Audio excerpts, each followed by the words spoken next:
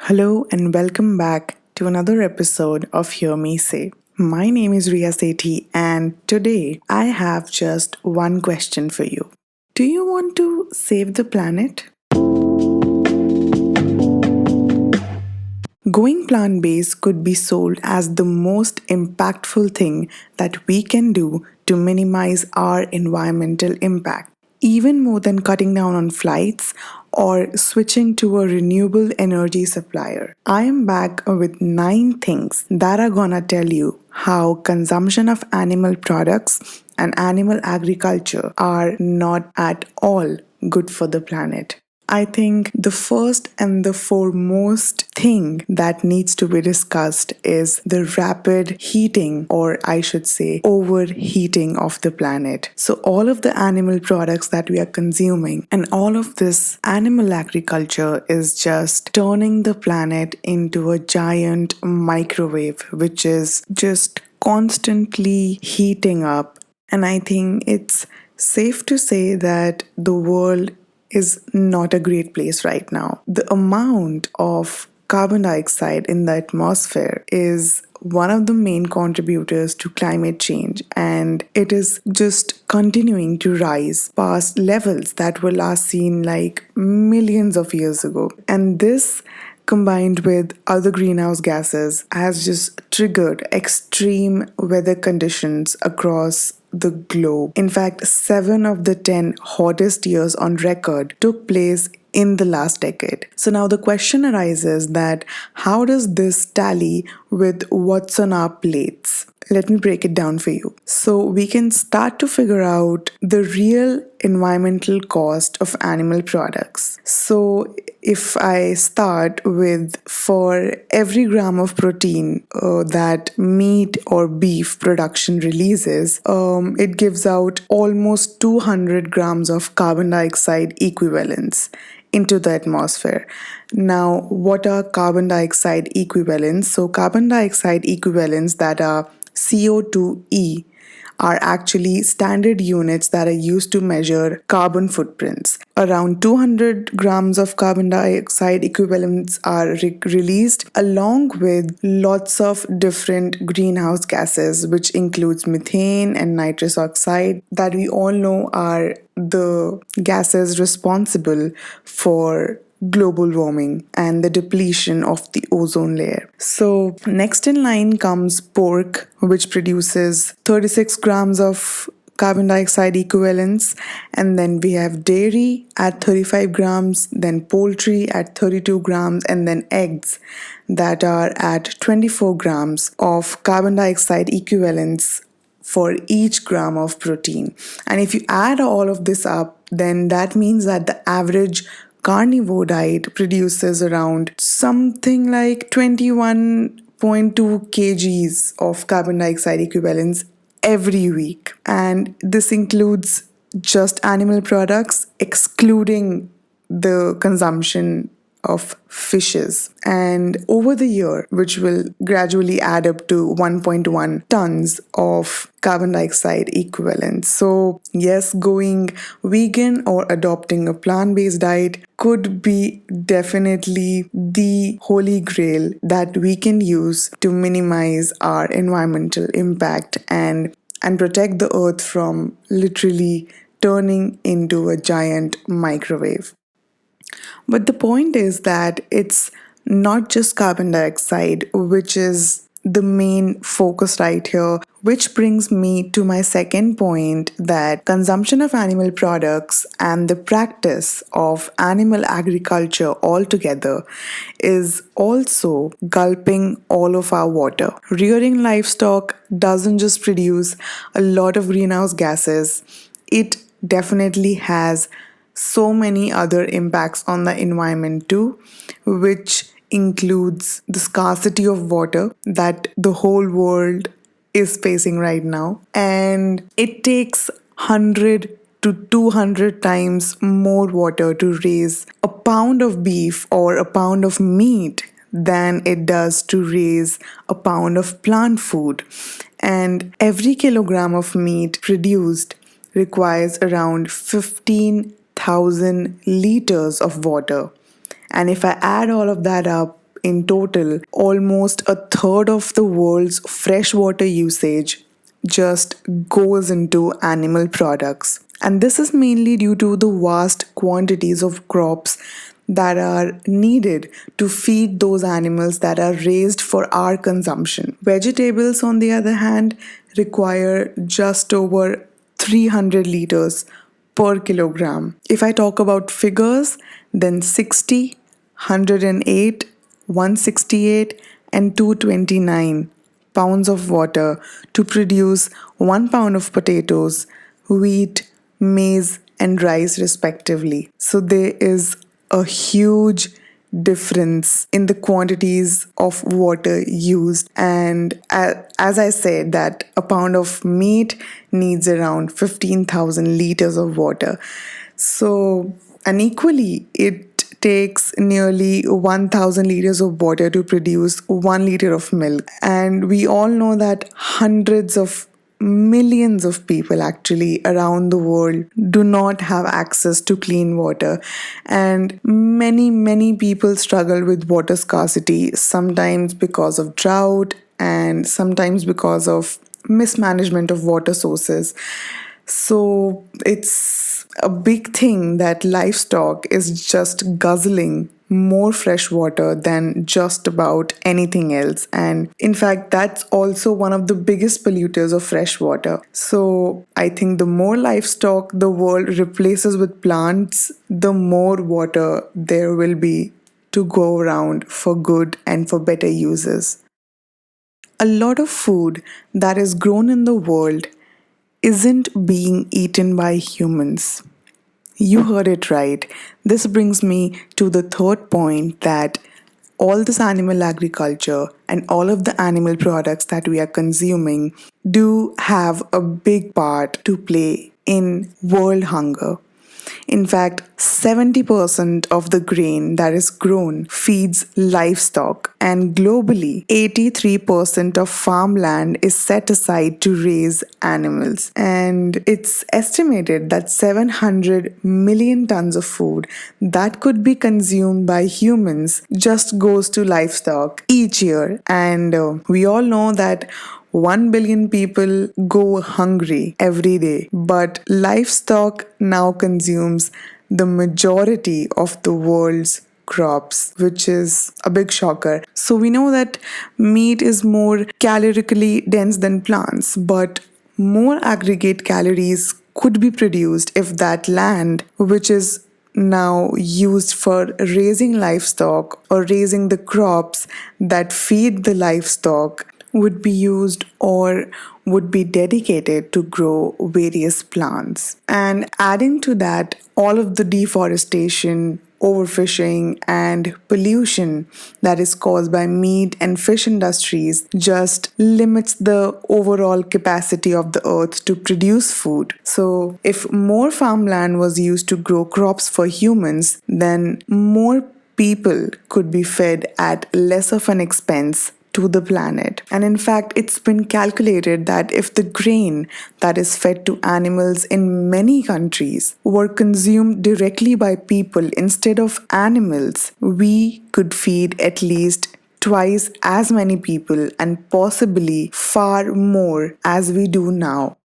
Coming to the fourth point, that is that the animal agriculture and the consumption of animal products just takes up so much of energy. So raising livestock definitely costs a lot of energy, and this is because of a lot of factors, which include that it takes a long time to raise animals and they consume a lot of food that was cultivated on land that could have been put to other use. That's another thing. And then meat products need to be shipped and refrigerated. And meat takes a long time to process from slaughterhouses to our kitchens. And the methane from the belching, farting cattle, the gases released from the manures that they produce, and the oil that is burned taking their bodies to the markets that are often like thousands of miles away, the electricity that is needed to keep the meat cool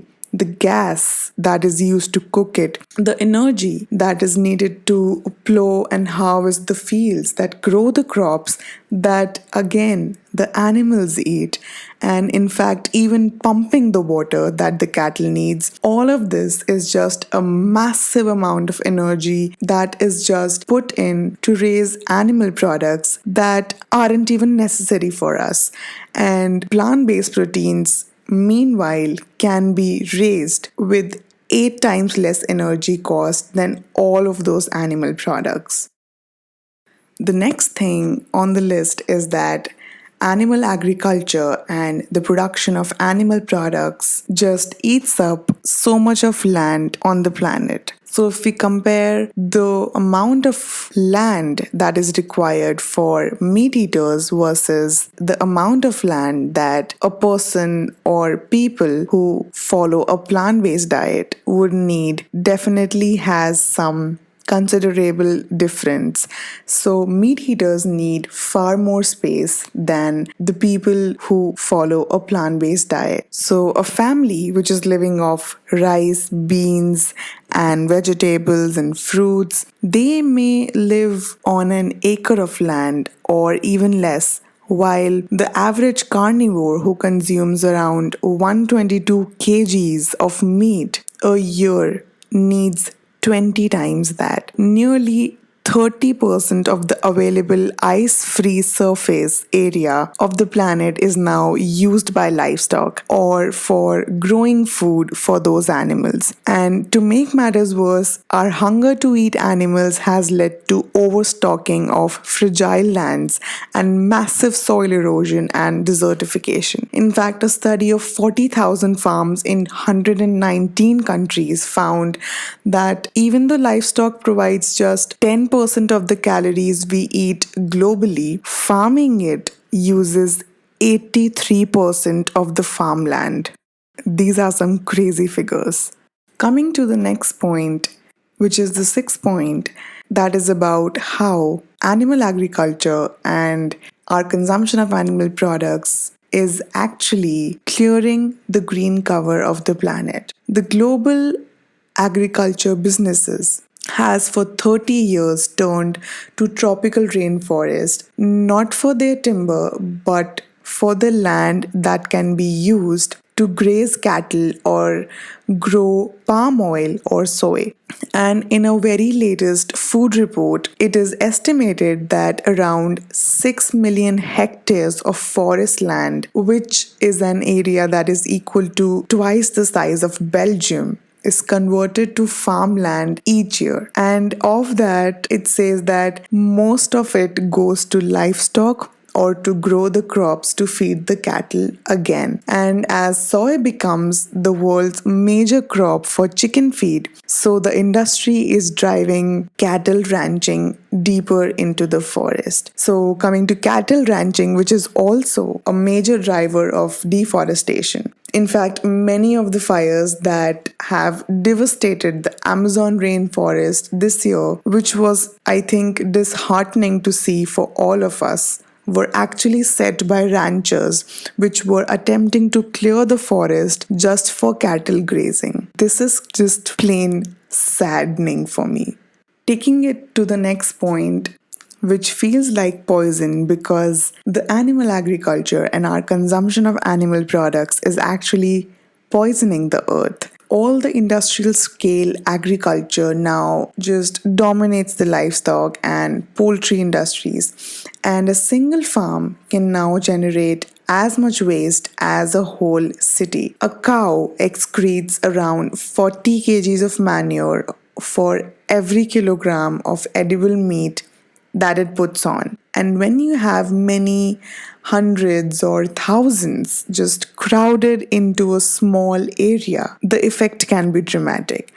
So their manure and urine is funneled into massive waste lagoons, and sometimes they hold as many as 40 million gallons.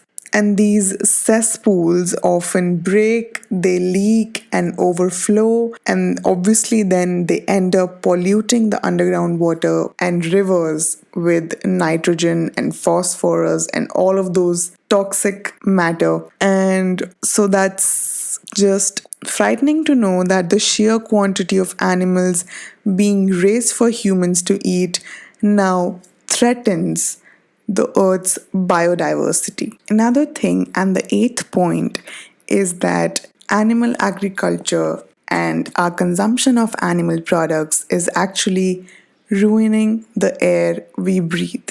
So, anyone who has lived close to a large factory farm knows that the smells can be a bit extreme. Apart from all the greenhouse gases and methane and all of that carbon stuff that I told you, cattle produce many other polluting gases. So, nearly two-thirds of the man made ammonia, which is, I must tell you, a major contributor to acid rain, is generated by obviously livestock. And in addition, all the concentrated factory farming of animals contributes to ozone pollution. Another general fact that all of the livestock in the world causes more air pollution than all the cars, all the buses, all the planes, all the ships, and all the other modes of transportation in the whole world combined. So, if that doesn't scare you, I don't know what will. And on the other hand, if we talk about plants, I think we all know that plants clean the air, so I really should not get into that.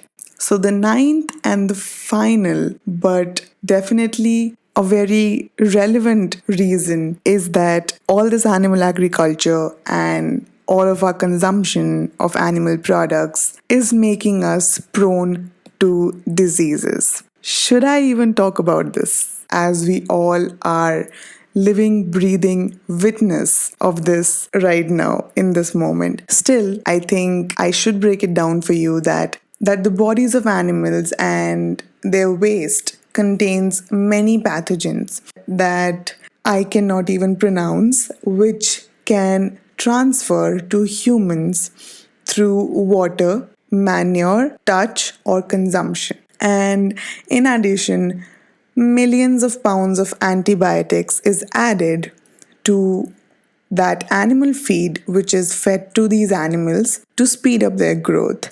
And for someone who is into animal agriculture and all of the business around animal agriculture, it's a very good thing for them. But because of this, it just makes it harder to treat any human illness that is caused by that. When we consume those animals, obviously all those extra antibiotics and hormones and everything obviously comes with it and slips right into our bodies because we willingly put them inside our bodies. So I'm just gonna rest my case here and let you ponder on this a little while you are quarantined in your home amidst a pandemic. So, to conclude all this, I'll just say that the average carnivore eats more than 11,000 animals in their lifetime, and each requiring huge amounts of land, fuel, and water to reach our plate. I believe that if we really want to reduce the human impact on the environment, the simplest and, in fact, the cheapest way that anyone can do is to eat less or no animal products, because behind most of the meat or chicken on our plates or that milk on our plates is a phenomenally wasteful land and energy hungry system of farming that devastates forest, pollutes oceans, rivers, seas, and air, and is highly dependent on oil and coal, and is significantly responsible for climate change, which cannot be ignored. The way we breed animals is giving rise to so many interlinked human and ecological problems, and we all are a solid witness to that, with 1 billion people already not having enough to eat and 3 billion more mouths to come to feed within 50 years. I don't know. The urgency, it's just damn urgent to rethink our relationship with animals. So, with all of these statements, I can definitely say that food is one of the biggest contributors to our environmental footprints, and animal products are the biggest damn culprit. On that note, I'm gonna end this episode, and I hope that this information gives you some more clarity on your potential future decisions and choices. So, well, let me know what you think in the comment section, and also you can find this episode along with the previous ones on so many other platforms that are Spotify, Google Podcasts, Radio Public, Anchor, Beaker, and Overcast. And listen to this podcast anytime at your own convenience.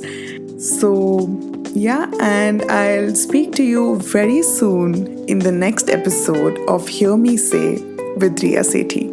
Thank you for listening.